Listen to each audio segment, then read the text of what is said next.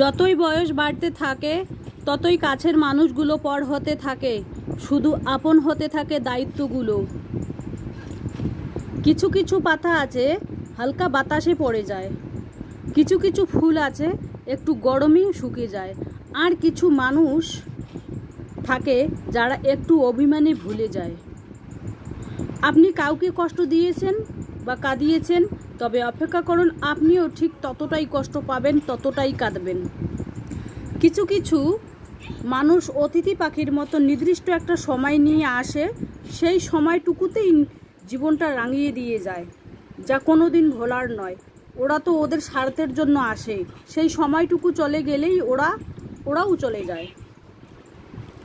বৃষ্টির দিনেও হাউসওয়াইফরা সংসারের দিনরাত গাধার মতো খাটলেও নাম পায় না। নিম্ন মধ্যবিত্ত ঘরের হাউসওয়াইফ আমি কিন্তু। তো আজকে সেই ভিডিওটাই তোমাদের কাছে আমি শেয়ার করব।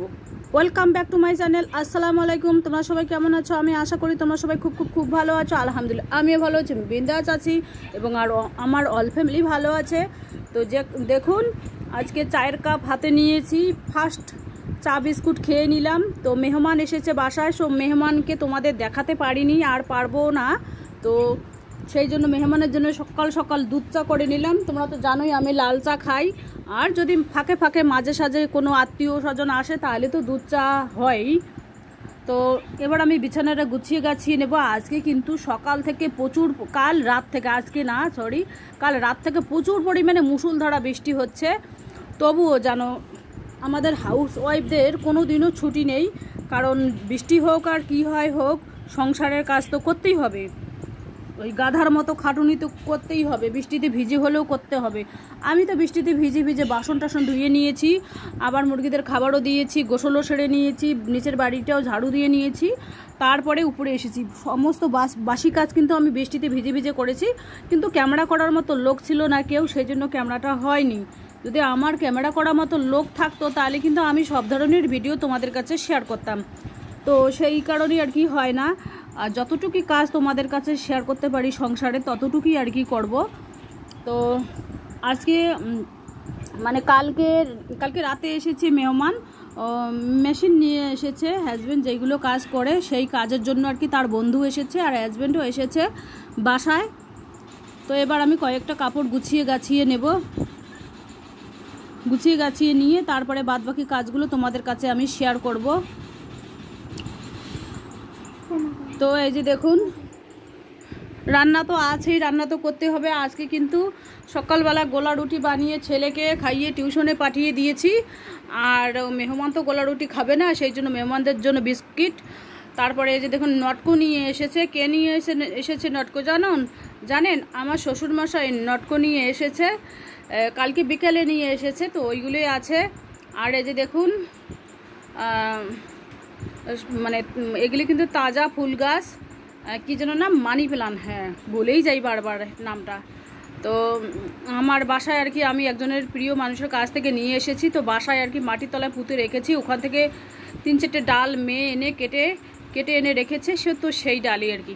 তো কয়েকটা টেবিলের মধ্যে অগোছালো জিনিস আছে, সেগুলো একটু ঝাড়া মোছা করে গুছিয়ে নেব। সংসারের কাজ তো কোনোদিনও ফুরাবার নয়, যতদিন জীবন থাকবে ততদিন তো একটা হাউসওয়াইফের সমস্ত কাজ গুছিয়ে পরিপাটিভাবে দায়িত্ববান হয়ে সংসারে হাল ধরতে হবে, তাই না? তো ভাবলাম যে না, প্রত্যেক দিন আমার ভিডিও কিন্তু এখন প্রত্যেক দিন বিকাল 4টায় আসছে, তোমরা কিন্তু দেখো প্লিজ, আমার সাথে থেকো। আর আমার আগের চ্যানেলটাতে যেভাবে তোমরা সাথে ছিলেন, এই চ্যানেলটায়ও ওর সাথে থেকো, আশা করি খুব ভালো লাগবে। আর আমার কিন্তু ডেইলি ব্লগ।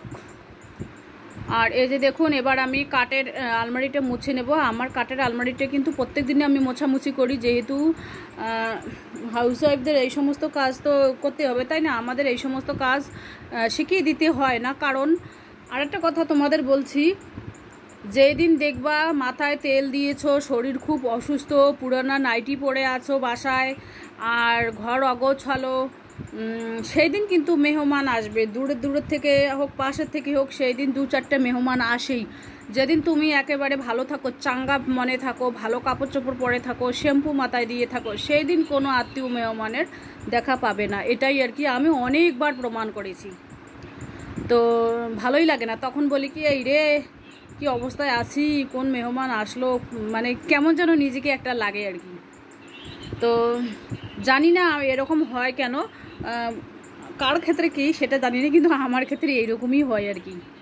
তো এবার আমি মশলার জার কয়েকটা আর কি মোছামুছি করে নেব। আর এই যে দেখুন চালের বস্তা নিয়ে এসেছে ছেলে সকালবেলা, তো চাল শেষ হয়ে গেছে, তো হাঁড়িতে ঢালতেছি। আমার 3টা হাঁড়ি কিন্তু কালো কুচকুচে নিচটা করে, কারণ এইগুলো হাঁড়িতে না আগে আমরা ধান সিদ্ধ করতাম, সেই জন্য আর কি কালো হয়েছে। এখন আর ধান সিদ্ধ করি না, সেই জন্য আর কি নিচের তলা এখানে কালো হয়ে গেছে। তো এবার আমি ঢেকে রেখে দিলাম, আর অর্ধেক বস্তা যেটা আছে সেটা বাইরে রেখে দিব, এটা খেতে খেতেই শেষ হয়ে যাবে। তো এবার আমি রুমটা ঝাড়ু দিয়ে নিয়ে পরিষ্কার করে নেব, মোছামুছি করে নেব। যাই হোক, টিনের ঘর হোক আর কিসের ঘর হয় হোক, তো ঝাড়া মোছা পরিষ্কার পরিপাটি থাকলে নিজেকেও ভালো লাগে, ফ্রেশ লাগে, একেবারে চাঙ্গা মনের লাগে আর কি।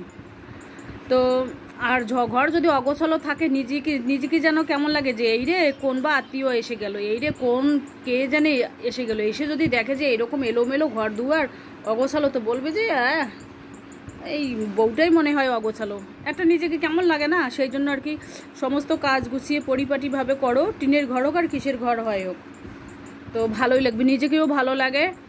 তো এবার আমি মোছামুছি করে নেব রুমটা, যেহেতু মেহমান এসেছে রান্না তো চাপাতেই হবে, তাই না। আর এই যে দেখুন আমার কিন্তু এই রুমটার কাজে বেশি শেয়ার হয়, ছেলে মেয়ের রুম কিন্তু শেয়ার করা হয় না, কারণ ওরা তো 7 সকালে ওঠে না, আমি তো 7 সকালে উঠে এই সংসারের কাজ শুরু করে দিই, সেই জন্য ওদের রুম শেয়ার করা হয় না। আর মেয়ের রুম তো সবসময় গোছালোই থাকে, গোছাতেও হয় না। তো এবার আমি ঘরটা গুছিয়ে গাছিয়ে বারান্দায় আসলাম। আমার ছোট্ট বারান্দাটা আমি একটু ঝাড়াঝাড়ি করে পরিষ্কার করে নেব। এই যে দেখুন মেন গেটটা কিন্তু এই পাশে, এটা কিন্তু দক্ষিণ পাশের গেট।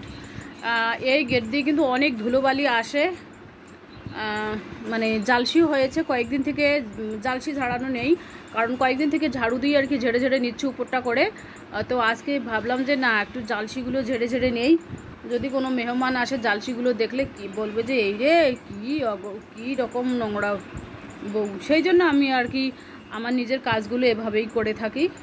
আর নিজের কাজের মধ্যে ভালো লাগা নিজেকেই খুঁজে নিতে হয়, আর প্রত্যেক দিন একবার হলেও নিজের সাথে কথা বলা উচিত, নিজেকে প্রশ্ন করা উচিত। যে কোনো সমস্যা হোক না কোনো সংসারে, তো নিজেকে প্রশ্ন করো, নিজেকে জিজ্ঞাসা করো এটা কেন হলো, এটা কেন হলো, নিজের সাথে কথা বলো, প্রত্যেক দিন একবার হলো নিজের সঙ্গে কথা বলো, নিজের প্রতি কনফিডেন্স নিয়ে আসো, তো ভালোই লাগবে আর কি।